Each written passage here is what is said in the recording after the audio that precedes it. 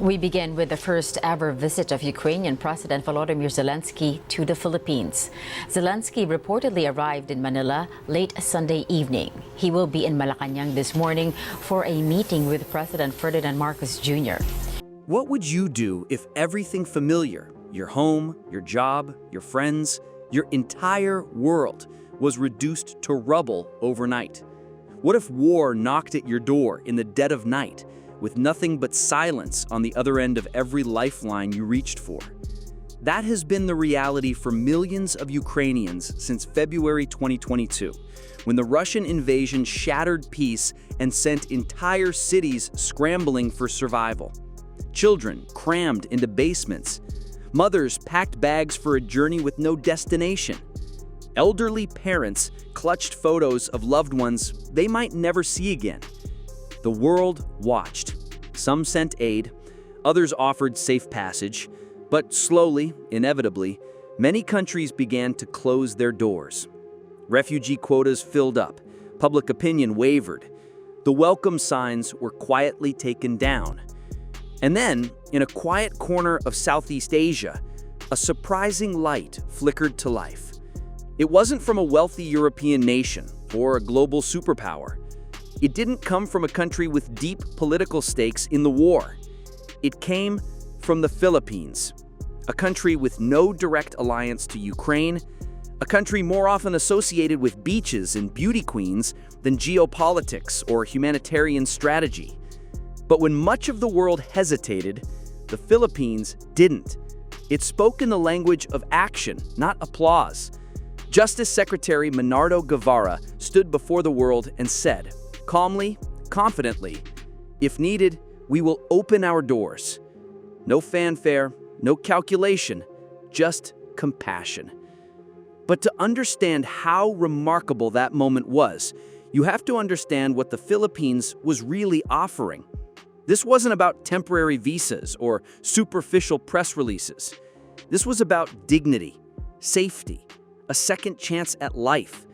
Ukrainian families fleeing the unimaginable would not just be received, they would be welcomed with housing, with legal protections, with access to education and healthcare, and with something far more elusive in our modern world, belonging. It wasn't the first time this nation had extended its heart to those in need. In fact, what the Philippines did wasn't new. It was a continuation of a legacy that's been quietly unfolding for nearly a century. The story starts long before tanks rolled through Kyiv or bombs lit up the skies over Mariupol.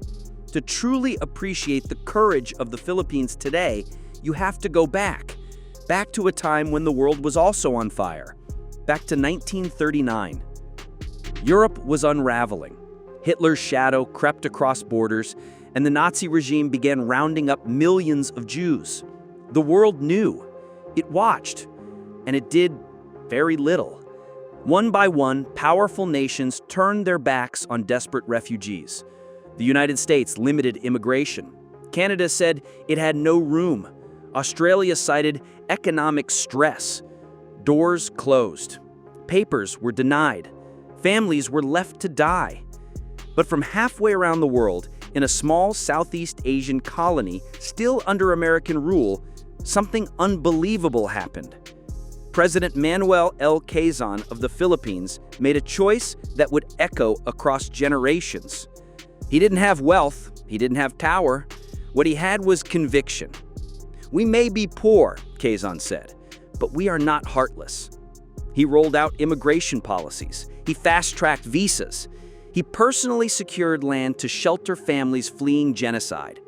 And through a quiet, determined operation that defied global indifference, over 1,300 Jewish refugees found safe harbor in Manila. Not just survival, but a future. They found community. They built lives. They raised children. They gave back.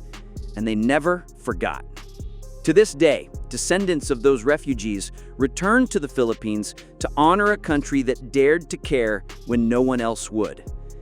That act of bravery, buried under decades of louder headlines, didn't just save lives, it cemented something in the Filipino soul, a quiet, enduring belief that kindness is not a privilege of the rich, but a responsibility of the human. And that belief didn't fade. Decades later, it roared back to life when the world once again turned its gaze away from another humanitarian crisis. In 1975, after the fall of Saigon, hundreds of thousands of Vietnamese, fearing retribution from the new regime, fled by sea. They packed into wooden boats, often with no compass, no maps, and no guarantee they'd ever see land again. Many didn't. Some were lost to storms, others to pirates. Some simply vanished beneath the waves. Those who survived were met with suspicion and closed borders. But then they reached Philippine waters. And once again, this unassuming nation did the unthinkable. It welcomed them, all of them. The Philippines set up the Philippine Refugee Processing Center in Bataan, a facility designed not just to house, but to heal. Vietnamese refugees were given the tools to rebuild: language classes, job training, education for their children, psychological support, a bridge back to life. And many of them didn't just pass through. They stayed, they married, they built families that now speak both Vietnamese and Filipino. And like the Jewish survivors before them, they never forgot. Every year, former Vietnamese refugees returned to the Philippines to honor the country that saved them. So when Ukrainian missiles began to fall and families fled into the cold and the chaos, the Philippines wasn't reacting. It was remembering. It was continuing a promise made long ago, that when the world turns its back, they will not. In 2022, while most countries issued statements, the Philippines issued visas. While others debated quotas, the Philippines drafted support systems. And while global leaders made speeches, the Filipino people made room. And make no mistake, it wasn't just the politicians. It never is. The heartbeat of this movement came from the people, from Filipino families who smiled at strangers in grocery lines, from teachers who welcomed Ukrainian children into their classrooms like long-lost cousins, from street vendors who slipped extra rice into lunch bags and said nothing more than welcome. This wasn't an institutional gesture. It was cultural instinct. Filipinos don't ask where you're from. They ask if you've eaten. In a country where bayanihan, the spirit of communal unity, runs through every province, city, and village, helping others isn't an act of heroism. It's simply what you do. It's what they did in 1939, in 1975, and now again in the 2020s. The Filipino answer to tragedy has always been a table with one more seat. What makes this all the more stunning is that the Philippines is not without its own struggles. Poverty is real. Infrastructure is inconsistent. Resources are stretched thin. And yet it continues to lead with compassion. Because for the Philippines, empathy isn't something you do when it's easy. It's something you do because it's right. Ukrainian refugees in the Philippines today are not isolated behind barbed wire or stuck in legal limbo. They're living in shelters, attending schools, receiving health care, and perhaps most importantly, being treated as human beings. The government, backed by local NGOs and global partners like the UNHCR and IOM, has created a system of support that rivals those in wealthier nations. There are language programs, mental health services, job training, legal pathways to residency, and a growing community of volunteers who offer more than aid. They offer friendship. One Ukrainian woman, Katerina, who arrived in Manila with only her daughter and a backpack, described her experience in a single sentence. "I didn't know anything about the Philippines before. Now I know it's home." Her daughter now speaks basic Tagalog. She attends school with Filipino classmates who've never once made her feel like an outsider. And Katerina herself, once a civil engineer in Odessa, is now applying to teach math at a local technical college. In just under 2 years, she went from displaced to rooted, not because of luck, but because the Philippines made space for her future. It's a future built not just on generosity, but on legal structure. The Philippines is the only Southeast Asian nation that has ratified all 3 major treaties governing refugee rights.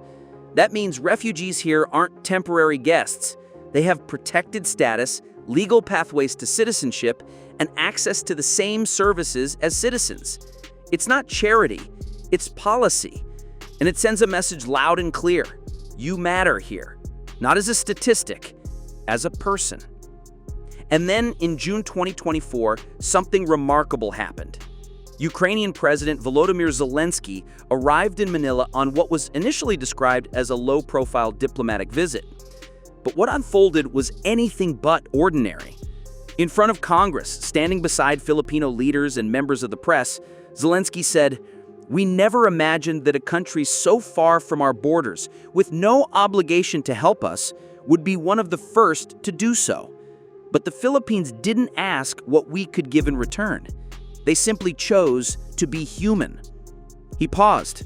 Then, with emotion still caught in his voice, he announced that Ukraine would open its first ever official embassy in the Philippines. Not because of trade, not because of strategic partnership. The Philippines has proven this time and again, not for recognition, not for leverage, but because it believes at its core that when people are hurting, you don't calculate, you help.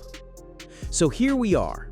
A small developing country with a big complicated past has become a quiet symbol of something powerful in the modern world: radical empathy. In a time when politics have become performance and headlines blur into noise, the Philippines reminds us of the one truth that never changes: that no one should have to suffer alone, that no one should be turned away in their hour of need, that when we lead with heart, borders blur, and what remains is something deeply human, deeply sacred, and deeply necessary. What happens next is up to us, because this story, beautiful as it is, cannot live in silence. It needs to be told, shared, echoed across borders, languages, and screens. So the next time someone tells you the world is broken, remind them of this: the Philippines is not a superpower. It has no nuclear arsenal, no vast economy, but it stood up, opened its arms, and rewrote the meaning of courage. If this story moved you, share it. Not for views, but for vision. Like this video, subscribe to keep the spirit of stories like this alive, and tell us in the comments, what would the world look like if more countries led with kindness, not calculation? Because in a world of walls, the Philippines builds bridges, and that changes everything.